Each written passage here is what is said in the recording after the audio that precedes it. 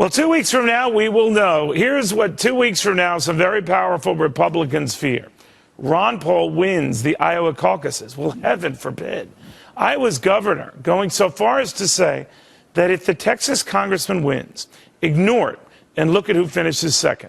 My own colleague, Chris Wallace, says if Ron Paul takes Iowa, it discredits the state's caucuses. Bill O'Reilly says Paul can't win the nomination, even if he does win the Iowa caucuses. Juan Williams says, well, he's unelectable.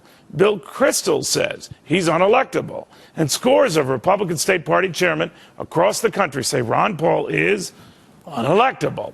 They fear the better Paul does, the worse the party's chances next fall look. Well, then, get ready, guys, because I could be wrong, but I think Ron Paul does win the Iowa caucuses and does unleash all this ridiculous paranoia all over again. And for what? On the notion that as the Texan gathers heat, he sends his party down in flames? Didn't they say the same about another Iowa sensation named Jimmy Carter in 1976, arguing he would send his party down to defeat against an otherwise very defeatable Jerry Ford? He didn't. Or Ronald Reagan against a supposedly vastly more electable George Bush Sr.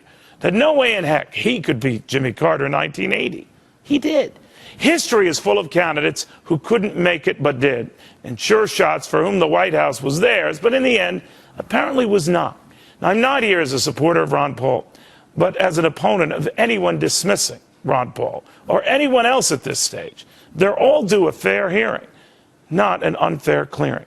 Now, if Ron Paul does surprise, don't blame it on average voters who didn't see it coming. Blame it on haughty media pundits who continued dismissing him, even as he did.